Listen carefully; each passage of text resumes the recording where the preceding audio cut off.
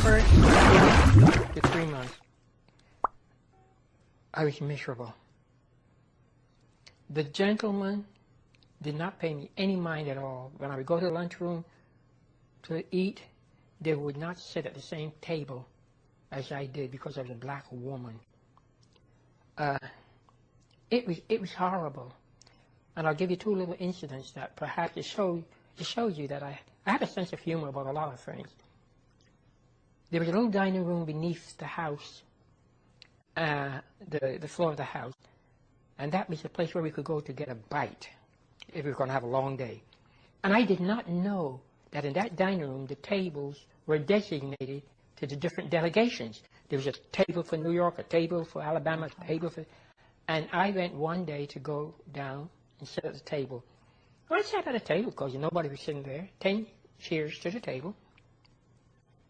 And I ordered my lunch. I was very hungry that day.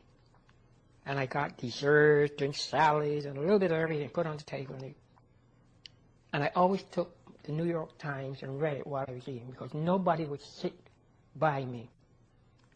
So this day, I felt something hovering around me.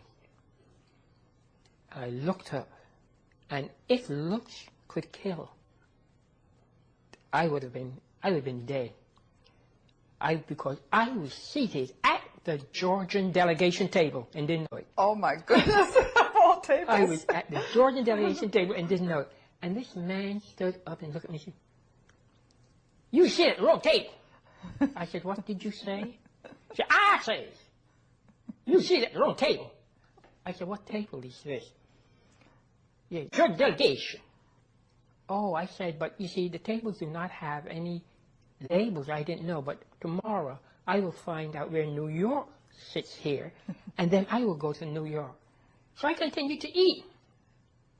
And he continued, "I say, you sit at the Georgian delegation table." And I said, "I say, if you don't move from here, I will so and so and so." But then I began to feel sorry for him because he was hungry. And I decided to use a different psychological approach.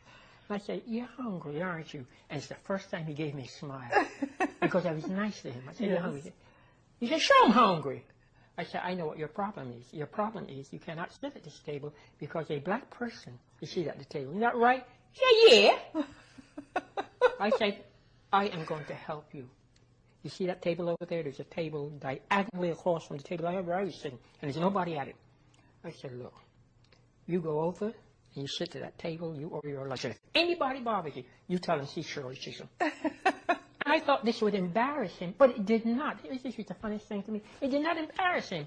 He went right over to the table, and he sat, and he sat down. It just proves how ludicrous all this is. Oh, it's ridiculous. It? Then this other one, and this almost brought the house down.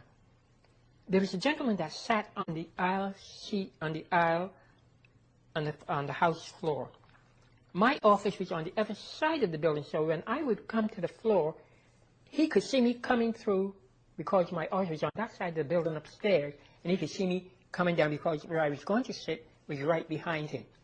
And every day I would come down and come through, and he would cough so badly. So one day I said to Brock Adams, who was the representative from the state of Washington, I said, "Why don't somebody do something for that poor man? He sounds like he has TB.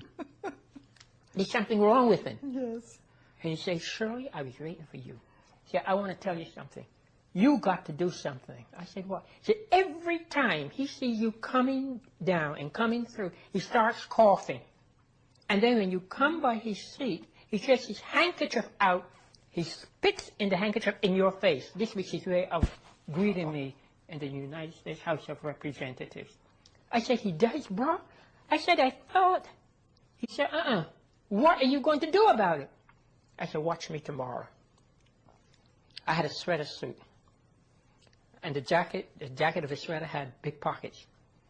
And I went out and I purchased a male handkerchief. And I put it in the pocket. And the next day when I came in, sure enough, he started coughing. I said, "Baby, I'm going to fix you today. So just as I came, I was going by the seat. By then, I had it synchronized as to when he would pull a handkerchief out to meet my face and then spit in the handkerchief. I said, yes, sir, that day, pull the handkerchief out just in time to spit in it and throw it in his face. And I said to him, beat you to today. From that day, he never coughed anymore. I bet he didn't. There is that persistence. Oh, yes. Oh, yes. Mm-hmm. Yes, not putting up with nonsense. Yes, that's right. That's right, sure. And the men, I'll never forget, the men upstairs in the balcony, they were the newspaper men, and they saw this from upstairs in the balcony as I was coming in, and they almost toppled over the top. They roared, and the speaker had to pick there'll be order in this house.